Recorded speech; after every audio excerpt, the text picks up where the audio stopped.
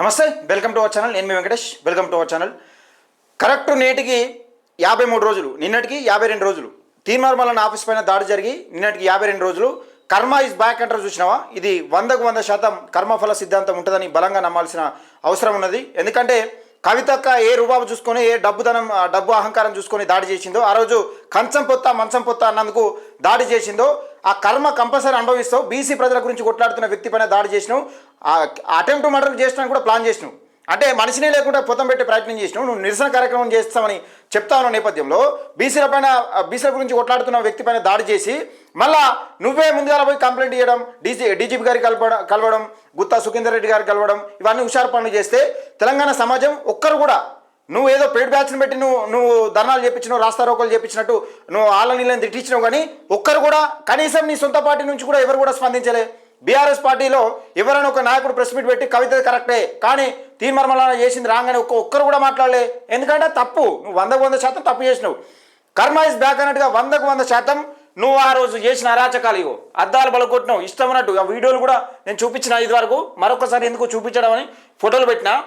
ఇష్టానుసారంగా రక్త శిబిరం అయిపోయింది ఆ రోజు క్యూ న్యూస్. కానీ నువ్వు దాడి చేసినావో, ఎవరి గురించి అయితే నీ రాజకీయ భవిష్యత్తు గురించి నువ్వు మాట్లాడుతున్నాను, బీసీల గురించి కొట్లాడుతున్నావు అని చెప్పినావో, ఆ రాజకీయ భవిష్యత్తు ఈరోజు నీ రాజకీయ భవిష్యత్తు అంగడంగడైపోయింది. ఎందుకంటే నువ్వు కరెక్ట్ లేవు. లిక్కర్ స్కామ్లో అరెస్ట్ అయిన దొరసాని నువ్వు బీసీ నినాదం ఎత్తుకునే సంవత్సరం కింద లిక్కర్ స్కామ్లో అరెస్ట్ అయినావు. సంవత్సరంన్నర నుంచి నువ్వు ఏది 5 నెలలు జైల్లోనే ఉన్నావు. నువ్వు మళ్ళీ సంవత్సరంన్నర నుంచి నేను బీసీల గురించి పోరాటం చేస్తున్నా, ఏది మహిళలకు రిజర్వేషన్ల గురించి పోరాటం చేసినా, బీసీల గురించి పోరాటం చేస్తున్నా అంటే తెలంగాణ ప్రజలు ఏం పిచ్చోళ్ళు కాదు నమ్మడానికి.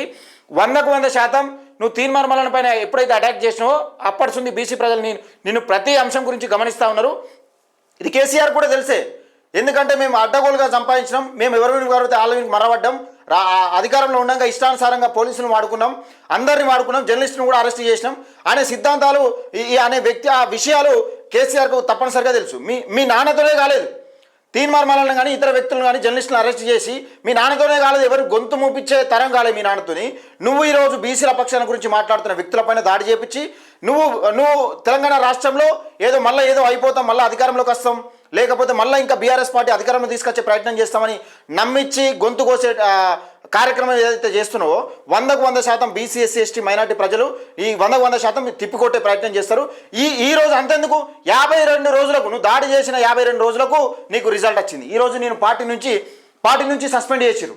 అంటే నీ వ్యక్తిగతంగా నువ్వు ఎంత దిగజారిపోయినావు అనేది గుర్తునో ఒక్కసారి నువ్వు ఆలోచించుకో.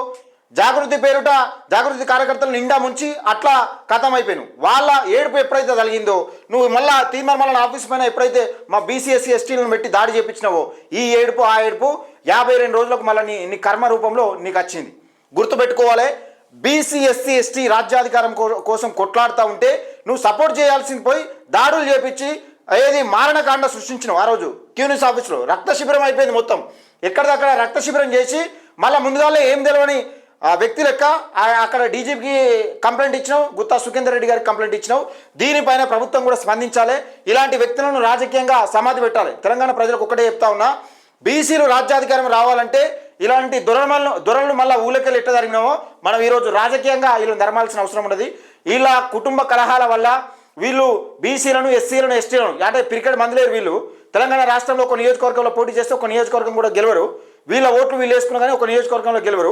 వీళ్ళు 2 పార్టీలు పెడతారట, వీమో పార్టీ పెడతారట, బీఆర్ఎస్ పార్టీ అట, హరీష్ రావు పార్టీ అట. వీళ్ళు పార్టీలో విభజించే ప్రయత్నం చేస్తున్నారు. అంటే తెలంగాణ రాష్ట్రంలో కేవలం 5-6% ఉన్నోళ్ళేమో 2-3 పార్టీలు మెయింటైన్ చేస్తారు. కానీ 60% ఉన్న బీసీ 60% కాదు 90% ఉన్న బీసీ ఎస్సీ ఎస్టీ మైనార్టీలు మాత్రం 2-3 పార్టీలు పెడితే తప్పే ఉంది. ఒక్కడు పార్టీ పెడతా అని ప్రకటించిన రోజు నుంచి కుట్రలు బండి తీన్మార్మలన్న పార్టీ ఎట్లా పెడతాడు, తీన్మార్మలన్న బీసీల గురించి ఎట్లా మాట్లాడతాడని కుట్ర బండి నువ్వు తీన్మార్మలన్న పైన దాడి చేసిన కుట్ర చేసినావు కదా. మరి నిజంగా నువ్వు ఎట్లా పార్టీ పెడతావు? నీకు బీసీలకు సంబంధం ఏముంది? నీకు అసలు బీసీలకు సంబంధం ఏముంది? నువ్వు బీసీ ఎట్లయితావు? దయచేసి మిత్రులారా, ఈ రావుల కోటర ఏదైతుందో ఈ రావులను మనం తెలంగాణ రాష్ట్రంలో మన వెనకటి కాలంలో, మన నాన్నల కాలంలో, మన తాతల కాలంలో మన భూములు గుంజుకుంటా ఉన్నారని ఏ విధంగానైతే అన్నలు వచ్చి తరిమిరో ఈరోజు రాజకీయ పరంగా మన బీసీ ఎస్సీ ఎస్టీ మైనార్టీలు అందరూ కలిసి వీళ్ళను రాజకీయ పరంగా తరమాల్సిన అవసరం ఉన్నది. వీళ్ళను రాజకీయ పరంగా తరిమిన రోజే మనకు రాజ్యాధికారం తప్పకుండా మన రాజ్యాధికారం సాధించుకోవడం పాటు వీళ్ళకు రాజకీయంగా సన్యాసం తీసుకునే కార్యక్రమం చేయాలి. మిత్రులారా, దయచేసి ఈ వీడియోని ఎక్కువ మందికి షేర్ చేయండి. మీ అభిప్రాయాన్ని కూడా కింద కామెంట్ సెక్షన్లో తెలియజేయండి. కర్మఫల సిద్ధాంతం తప్పకుండా అనుభవిస్తుంది కవిత. ఇంతకింత ఇది ఒకటే కాదు, నువ్వు ఏ పార్టీ పెట్టినా నీ పార్టీని నిన్ను రాజకీయ పరంగా భూస్థాపితం చేయడమే మా లక్ష్యం.